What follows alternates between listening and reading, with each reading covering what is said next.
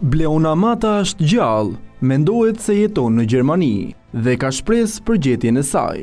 Sipas raporteve të fundit është prezantuar një pistë e re që përqendrohet te një çift nga Llakatundi i Vlorës, për të cilin dyshohet se mund ta kenë mbajtur Bleonën peng për rreth 3 muaj në vitin 2010. Kjo pistë u ndërtua mbi deklarime të reja dhe konflikte të mëparshme midis familjarëve. Pretendimi ishte tronditës. Bleona mund të ishte rrëmbyer dhe mbajtur e izoluar për disa muaj, para se të zhdukej sërish nga territori shqiptar. Dyshimet nuk lindën nga një provë shkencore apo hetim zyrtar i përfunduar, por nga dëshmitë të reja të personave që pretendonin se kishin parë një vajzë të ngjashme me Bleonën dhe informacione të mbledhura nga gazetari investigativ.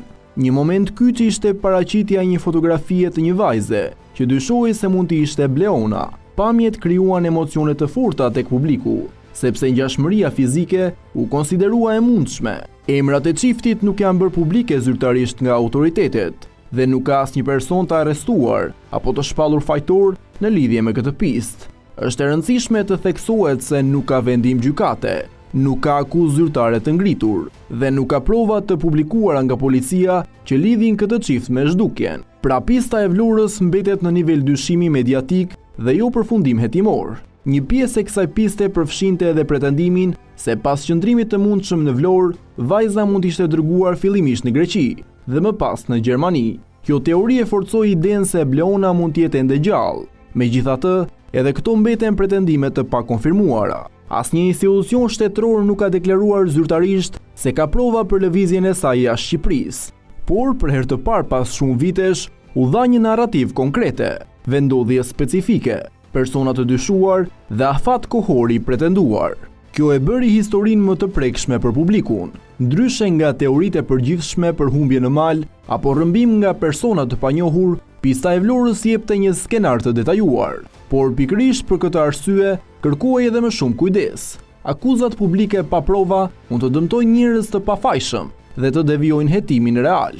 Një tjetër dëshmi e bërë publike në media nga avokatja Nexhmie Beqiri pretendon se Bleona mund të jetë gjallë dhe të jetojë aktualisht në Gjermani, pas një marrëveshjeje që dyshohet se u bë kur ajo ishte rrëmbyer dhe çuar më parë në zonën e Vlorës. Pastaj nga familja e përfolur u largua jashtë vendit. Këto pretendime nuk janë konfirmuar nga institucionet zyrtare, por janë rikthyer në qendër të vëmendjes së publikut dhe të familjarëve. Avokati Hidayet Beqiri ka bërë një deklaratë që përfaqëson opinionin publik, duke thënë se babai i Bleonës është potencialisht bashkëpunëtor në krim dhe se ka argumente që e bëjnë të besojë se vajza mund të jetë ende gjallë. Ky është një nga komentet më sensacionale që ka shpërthyer në media së fundmi, dhe pse detajet e saj nuk janë konfirmuar nga hetimet policore. Sikurse është rasti i Bleona Matës, që është rasti më signifikativ, negativ për Shqipërinë edhe për shqiptarët, për shtetin shqiptar, sidomos në çfarë aspekt? Në aspektin që rrëmbehet në sytë e një numri të konsiderueshëm njerëzish, rrëmbehet në sytë e njerëzve të afërt familjes vet. Domethënë, e nxjerr nga shtëpia halla e vet, e mbajnë një numër vajzash të tjera që janë të lidhura me familjen e vet dhe pastaj si papritur e pakujtuar, ky fëmijë në mes të këtyre 5-6 personave kaloi 16 vjet dhe nuk e dim ku është. Për çfarë u rrëmbye? Cili është motivi i rrëmbimit e tjera? Dhe se cili është motivi i rrëmbimit, ajo ka rëndësinë më të madhe në momentet kur ndodh një krim i tillë.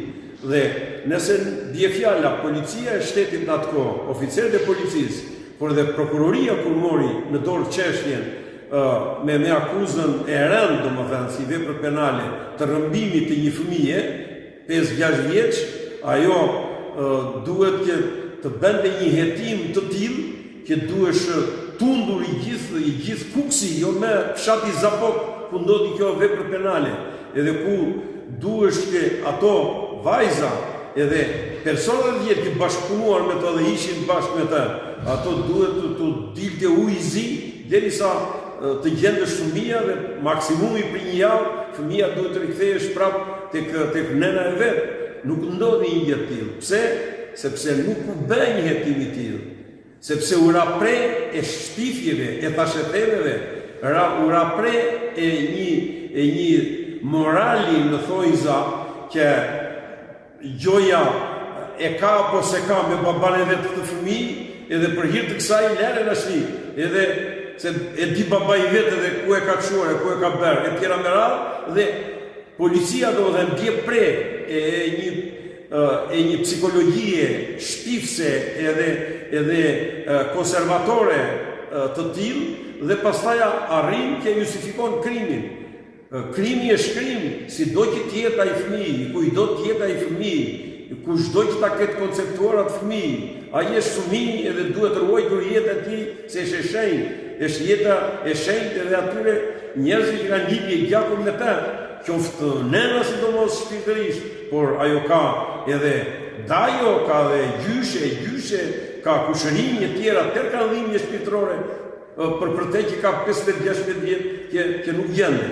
Dhe në këtë aspekt, ne nuk i kemi mbyllur portat e këtij krimi, ne gjithmonë kemi rrjedhje dhe i kemi thuajse të hapura kufijt e Shqipërisë, kemi lënë shumë shtigje nga mundet të kalojnë rrëmbjusit, dhe kur them shumë shtigje, e kam fjalën gjithmonë në aspektin e veprimeve policore, kriminale, zbuluese, investiguse, hetuse edhe ndëshkuese kur vjen çështja.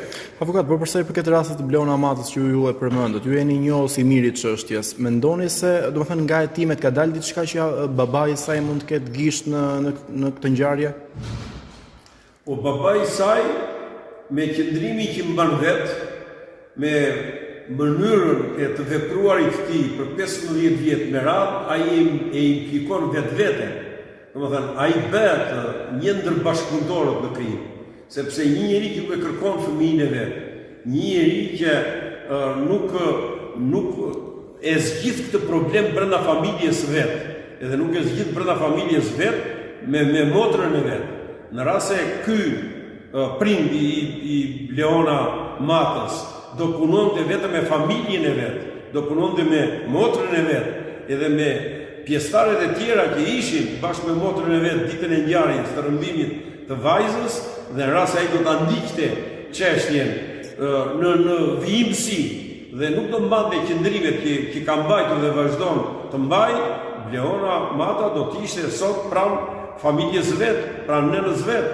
Kështu që ai me qëndrimet që mban tregon që është një ndër pjesëtarët e grupit strukturuar kriminal që kanë bërë rrëmbimin e Bleonës. Domethënë babai është vetë një ndër rrëmbyesit e saj, sepse ndryshe të paktën tëra provat, qofshin direkte, qofshin indirekte, por edhe thashet e mnajat e tjera, prej të cilave ai ka rënë fort, tregojnë që ai ka dorë në zhdukjen e vajzës vet. Po përsa i përket zhdukjes ka 16 vite që nuk ka asnjë gjurmë. Dyshoj që mund të jetë ende gjallë Bleona Mata?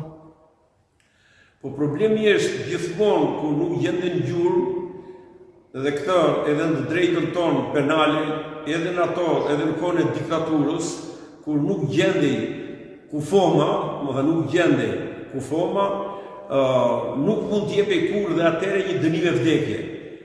Mund ta dini që e mori e rrëmbeu ky person, bie fjala këtë fëmijë, apo mund të kishe prova plot që e ka vrarë dhe e ka hedhur në filan vend ky person, po derisa nuk gjendesh kufoma nuk jepësh dënimin me vdekje. Pse? Se nuk dihet. Po sikur të jetë gjallë, pra gjithmonë thuhet me sikur. Kurse në rastin konkret nuk gjendet asnjë lloj shenje që të flasin për eliminimin fizik të saj. Sepse bie fjala, nëse do të kishim një aksident, ka rënë në mali apo ka rënë diku, do të gjendesh një rrobe saj, një pjesë e trupit, diçka, një shenjë gjaku e tjera, sepse është kontrolluar e gjithë zonën atë gjithë anët. Nëse e ka ngrënë një bisht larg qoftë, përsëri do kishte shenja, edhe shenjat lihen gjithmonë, por këtu nuk ka absolutisht asnjë lloj shenje, është një gjë tepër e pastër, dhe kur ka gjëra të tilla kaq të pastra, dhe kur nuk ka motiv, domethënë motiv nga ato që unë thash juve, që të rrëmbehet që ti marrin organet, sepse nuk mund ta marri ta nxjerri halla e vetë në shtëpia fëmijin edhe ta çoj në mal, edhe që ta bëj ajo, domethënë ta çoj për prostitut, bie fjala në duar të pedofilëve, apo ta çoj edhe për krime të tilla, për t'i marrë organet të tjera. Nuk e bën një gjë të tillë kur. Këtu na është një motiv që ka të bëjë me atë që u thash unë juve, me ta shkruaj drurin moral, por që realisht nuk është moral, është krim, edhe dënohet si krim. Edhe këto të çojnë nga atë që tek bindja që ajo nuk është domethënë jashtë jetës, ajo është një jetë, faktikisht edhe duhet kërkuar, sikur se po bëhen kërkime që të zbulohet e vërteta, edhe të gjendet edhe fizikisht ku është dhe çka ndodhur faktikisht gjatë këtyre viteve me të. Rasti Bleona Matës mbetet i hapur dhe fati i saj i panjohur. Pista e çiftit nga Vlora është vetëm një nga shumë drejtimet që janë ndjekur ndër vite. Ajo solli shpresë për një moment, shpresën që ndoshta vajza ishte gjallë, por deri tani nuk ka prova konkrete. Çështja e zhdukjes mbetet e pazgjidhur për gati 16 vite dhe nuk ka asnjë provë zyrtare që të tregojë vendodhjen e Bleonës. Autoritetet shqiptare nuk kanë dhënë një përfundim zyrtar dhe hetimet nuk kanë konfirmuar asnjë nga versionet e reja të pretenduara në media. Familja e vajzës vazhdon të kërkojë vëmendje dhe drejtësi, duke përdorur edhe platformat publike për të rihapur diskutime rreth rastit. Në fund, pas më shumë se një dekade e gjysmë, mbetet një pyetje që vazhdon të rëndojë mbi familjen dhe opinionin publik. Çfarë ndodhi realisht me Bleona Matën?